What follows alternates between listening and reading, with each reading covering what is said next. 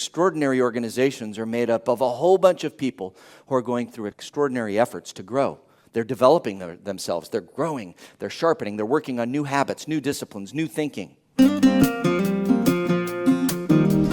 Well, I know that for some of us, our thought as we hear Daniel Harkavy make that comment is, well, how? How do we create the space and margin to do the extraordinary thinking and develop new habits? I'm Ken Powell, your podcast host, and I'm so glad you've tuned in to this episode of the Pathway to Purpose podcast from FCCI. Daniel is going to provide some tools to move forward in that pursuit of becoming a champion leader, and you can connect with Building Champions, the organization that Daniel leads, by following the link in the podcast show notes. You can learn more there. And our goal through FCCI, through this podcast, our weekly business leadership groups, our regional events, our international conference, through all of that, our goal is to deliver moments of inspiration, equipping, and spiritual encouragement in your role as a Christ follower who desires to achieve maximum kingdom impact through your business endeavors.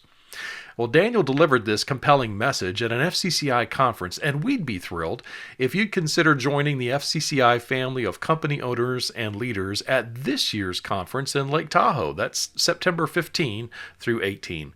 We will once again have a stellar lineup of speakers that will include Donald Miller, Jordan Rayner, Richard Blackaby, Crawford Loritz, and many more.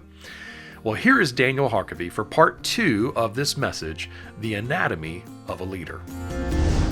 And it's up to us as leaders to have that vision. And that vision needs to be clear and compelling, and it needs to create a gap between current reality and future state. If we don't see that with clarity, then what we're going to be doing as leaders is we're going to be responding to, on our heels, the crises and opportunities that come our way. We're not operating from a strategic offensive. How many of you know what I'm talking about right now? Because this is where you're living. Uncertainty about the future, what it does is it erodes our courage. It erodes our ability to make sound decisions. I'm going to give you some tools this morning. This is going to be the first tool that I'll give you. I'll give you a website later. You can download the tools that I'm talking about, but I'm going to give you a tool that will help you to improve your vision. I say every organization needs to be led by a leader who answers for the organization 3 questions, and they're all around B's. B's. The first one, what do we belong to? We answer that by the convictions that we share, not values, because convictions you'll fight for, values we compromise on day in and day out. Yes, all of you and me. What are you convicted by? What will you fight for? As leaders, what convictions do we bring to the organization? I'll go back to Chick-fil-A in this room. What a story. In the world, what a story. Conviction of Sunday, and yet they outperform all in their class. They do it in 6 days where the rest do it in 7. Conviction. We could make more money if we'd open up on Sundays. Do you realize how many people would cruise through after church? Conviction. Closed on Sunday. Not open for conversation. What are your convictions? What is it that you're willing to fight for? I'm getting a lot of phone calls this morning. Tell them I'm up here. If it's for me, I'm up here. I can't take it. B's. First one, what do I belong to? Convictions and purpose. Let's be clear on our purpose. Our purpose is always bigger than the product we create or the service that we provide. And you've got to be clear on that. The purpose of our organization, it's always bigger than the product we create or the service we provide. And everybody in the organization needs to know that. All right, so the first B, what do I belong to? I answer that by telling you what our purpose is and what our convictions are. You belong to an organization who makes decisions using these filters, these convictions. You belong to an organization that has this purpose, and it's bigger than the product or the service. The next B that we answer when we're talking vision is who are we going to become? If I hitch onto your wagon, if I carry around this business card, if I show up day in and day out, tell me, who are we going to become? Because I want to become something bigger, belong to something bigger, to something that's bigger than what we have today. They want to become, in their role, in their vocation, something that's bigger than current reality. They want to belong to something special. They want to become. They want to grow. And we answer that as leaders. Let me tell you who we're going to become. This is who we're going to become as a leadership team. This is who we're going to become as the provider of this service in our community. This is who we're going to become as the light in this industry. We need to be able to answer those questions because vision is the beginning of strategy. And if we don't create clarity around future state, then we can't effectively build strategy, which means we can't effectively business plan, which is why so many have a negative taste around business planning. It's because they've tried to put plans together based on opportunities or crises instead of long-term. When I'm done, Henry Cloud's going to come up, and Henry and I have done quite a bit of work together. Last night we were together until way too late because we're working on a coaching offering together. And one of the things that Henry shared, we were working at our event, the Building Champions event last year. Henry said, we leaders, we need to make the invisible visible. And that's really a part of vision. So when we start to explain, hey, this is who we're going to become, it's got to be 3D. Because it needs to engage the heads and the hearts of those that we're leading. And they need to, in the moment we share, they need to see how they're going to play a role, how their unique gifts are required. And then they need to know in that how they need to grow and develop. Because extraordinary organizations are made up of a whole bunch of people who are going through extraordinary efforts to grow. They're developing themselves. They're growing. They're sharpening. They're working on new habits, new disciplines, new thinking. It's up to us as leaders to bring that to our culture. First B, what do I belong to? Second, who are we going to become? And the third, what are we going to build? And we need to be throwing something out there. We're going to build something. And it's, as Collins said years ago, Collins and Porras said, a big, hairy, audacious goal. I say it's a God-sized goal. Why not your organization? Why not your organization for the best in class? Why not your organization for Harvard to come in and do a case study and write a white paper on your leadership and your structure and the difference that you make in the channel that you're in? Why not? Truett, Kathy, started off making a chicken sandwich with 2 pickles. Talk about Chick-fil-A at Harvard. They'll pull out reams of studies. Talk about them in any business circle. Not just here domestically, but internationally. They'll talk about their culture. They'll talk about convictions. Did Truett see that back when he was in his young 40s? Oh, I don't think so. But he knew. He knew what he stood for. And he knew there was opportunity. Opportunities always exceed our vision.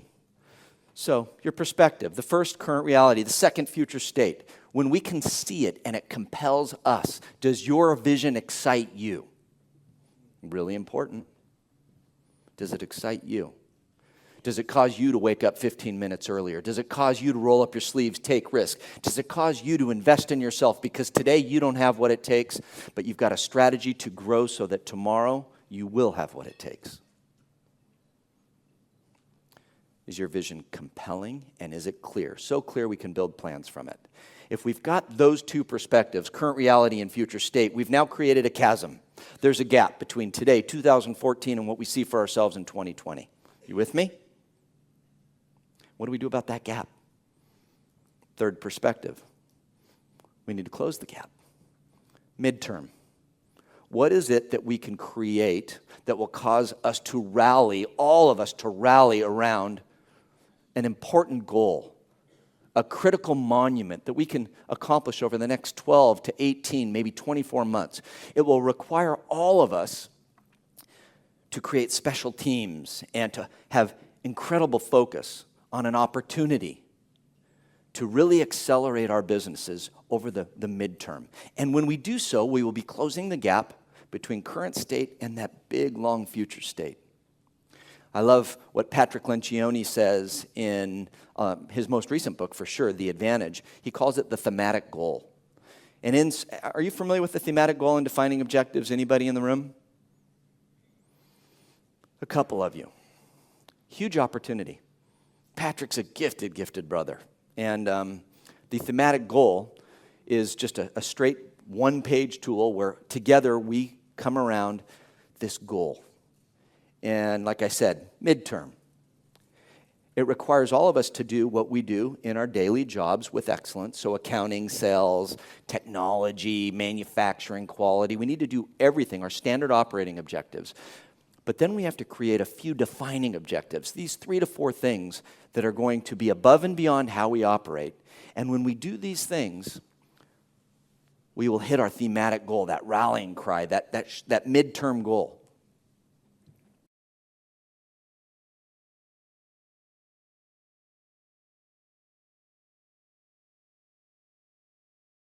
So I think as leaders, we're most effective when we have current reality and it's crystal clear. We've got that long-term vision. We hone it in for midterm. We create a rallying cry that causes everybody to get excited about what we're going to accomplish over the next 12 to 24 months, we'll say.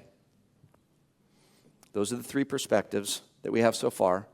And this is the one where the rubber meets the road. It's the 4th perspective. And that's your 90-day business plan. We believe in a 1-page simple business plan. Yes, we put a 1-page plan together for you personally for the year, but then we have you do it every single 90 days. And the reason for that is because every 90 days we can respond or react to the very real changes that are taking place in our business. Now, some of you might be saying, man, you overmanage. You're over-planning. Oh, not at all. A simple 1-page business plan. Everything that comes out of me is very simple. It's kind of where I live. It has outcomes, non-negotiable disciplines, and improvements. I've had leaders in organizations, multi-billion-dollar global CEO leaders, who've said, Daniel, help me to take these 47 pages of plan and extract it to 1 page so I know what I am responsible for. What are my high payoff activities? What are the outcomes that I'm shooting for? What are the improvements that I'm responsible for overseeing? When everybody in the organization is operating off of that type of a plan, we see accountability improve and performance improve. And I think there's a huge opportunity for us as believers to improve the performance in our organizations. With the helper that each and every one of us have inside, our businesses should be top performing. Everybody should want to know what makes your business special. You get amazing results. And yes, I am all about us praying for our businesses. And I'm all about us being kingdom-minded, but I am also all about us being the best leaders in the community, the best leaders in the business. We work to please an audience of one. So, systems for accountability, 4 perspectives: current reality, future state, midterm, 90 days. When that impacts our thinking and our beliefs, we create an organization that brings clarity to all who are there. They know what is most important. Henry's going to be talking about that. If you haven't read his book, Boundaries for Leaders, is Boundaries for Leaders for sale here? Absolutely. Buy that book before you buy mine. It is a great book. Boundaries for Leaders, one of the best leadership books I've read in a long time. All right, how's your perspective? How's your communication? If you've got the right perspective, then you need to be communicating appropriately. We need to be communicating current reality, that we're very in touch with current reality, and we need to be communicating that future state. We need to have a communication plan for vision. We need to be talking about our convictions, our purpose, who we're going to become. We need to be sharing that over and over and over again. When I see managers make the shift from management to leadership, it's when they not only see where they're headed, but they then communicate it. And as a result of communicating it, they start to inspire the heads and the hearts of those on their team. You see, if I'm just managing, and I'm managing current reality, as a leader, where am I taking you? I'm living in current reality. This is my box. This is our metrics. This is how we did last month, and this is what I see for next month, and these are our resources, and this is demand, and this is what I see trending. I'm living here. Follow me in this little space. It gets crowded, and it's not all that fun because I'm managing. But when I'm communicating future state, when I'm talking 2020, 2030, when I'm talking about beyond me, beyond us, now I'm saying, come on, we belong to something special. That's where we're headed. That's what we're going to create. And here's the very cool thing.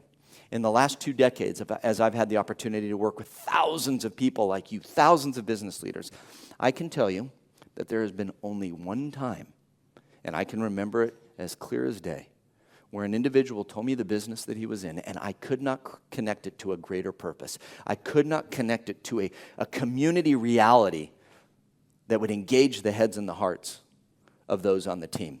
I could not help this individual to craft a vision, future state, that would engage his heart as well as those on the team. But what I am telling you is there are thousands who can, each and every one of you. How's your communication?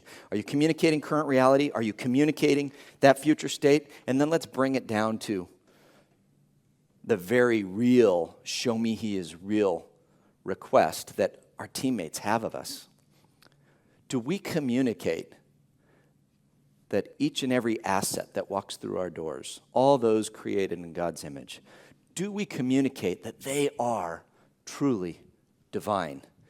That they are truly created in the image of God? Do we communicate that when we walk through the doors of the office? Do we communicate that when we end meetings? Do we communicate that when we discipline? Do we communicate that when we encourage, when we exhort? Very rarely are we brought into an organization because the leader lacks brilliance. Very rarely. Very rarely are we brought into an organization because the leader has poor ideas or poor planning. Rarely. Oftentimes we're brought into an organization because the leader's communicating in ways that are not engaging, connecting the heads and the hearts of those on the team. That's where you see most business problems. And as I speak to kingdom leaders here, kingdom-minded leaders, what are we communicating? Not just in what we're saying, but what we're hearing. The questions we're asking. The eye-to-eye, ear-to-ear giving of time. Moment of vulnerability. How many of you are still walking the floor first thing in the morning when you walk into your offices? How many of you are walking the floor to go meet and greet and connect with your teams? How many? Show of hands. Huge opportunity, not enough hands, unless the rest of you work by yourselves. And if you do, you can walk around, look in the mirror, greet yourself, ask how you're doing. We've got a counseling program for you. Don't miss the opportunity. I see it all the time.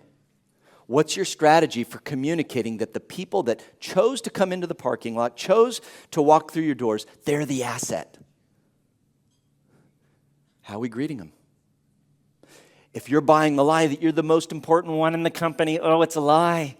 And the way that you show them that this is inside and this is how you think is when we walk through the doors like this. Good morning. I'll be in my office.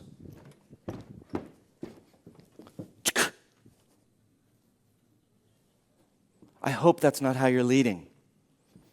If it is, head of business development, Bob Noack's over there. We'll take your business card, and for a small investment, we'll help you. Huge opportunity. We've got to be connecting. What are you communicating with what you're saying, with what you're hearing, with your actions? Actions. Self-leadership always precedes team leadership. I'm going to lead a breakout that is going to dive deep on the self-leadership piece. Why I wanted this to be part of my words for you this morning, part of our discussion, was because just last week I had 225 leaders with our team. We were out in Sun River, Oregon. We had the Experience, which is the only public event we do. And I was sitting down talking to a business leader, a client who's been to many of our experiences. He's a brother, leads a very successful organization. And as I was heading from lunch into a meeting, I said, "How you doing?" And I could tell he wasn't himself. He said, I'm okay, I'm okay. And what he communicated in that moment was, let's have a conversation. So I was able to adjust some things. I sat down with him and I said, okay, what does that I'm okay mean? He said, well, the business is doing great. Business is doing great. All things are going really, really well. And then you know what comes next, right? The but. And okay, let's hear the rest of the story. He said, yeah, I filed for divorce. Okay, my kingdom brother. What's my next question? Infidelity? No, no infidelity. All right, my kingdom brother, successful business owner. Why the filing of for divorce? Not happy. Not loved.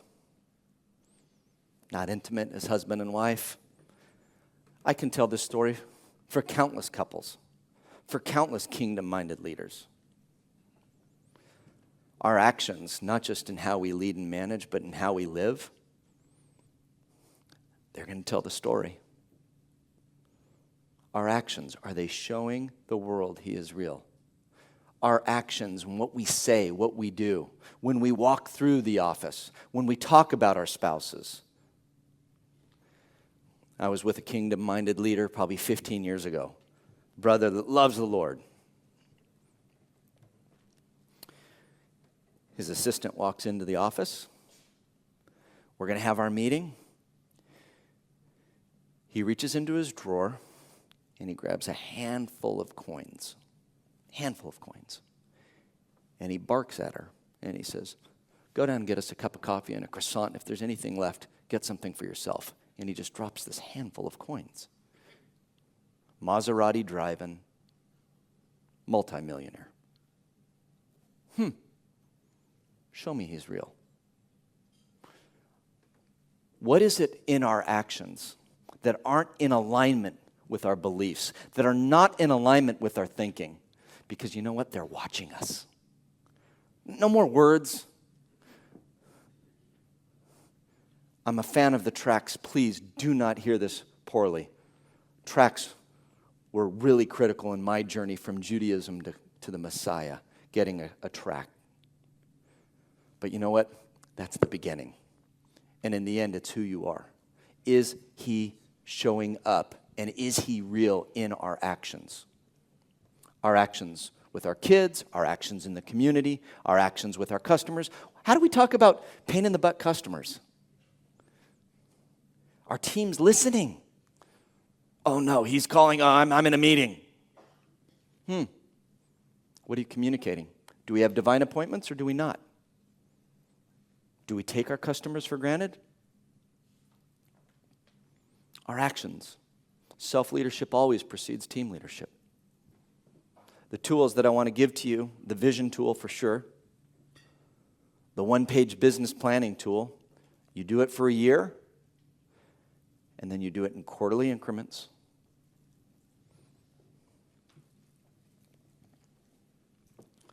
Assess who you are as leaders, how you're functioning. We work to please an audience of one. We have everything at stake. The world today, they've heard.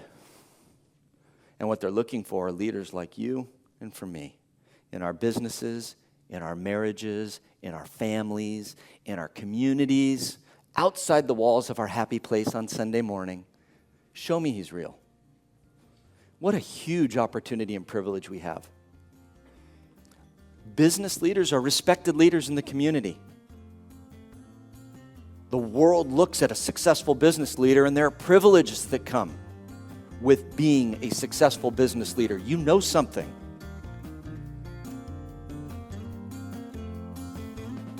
You know someone, right? Show me He's real. Show me He is real.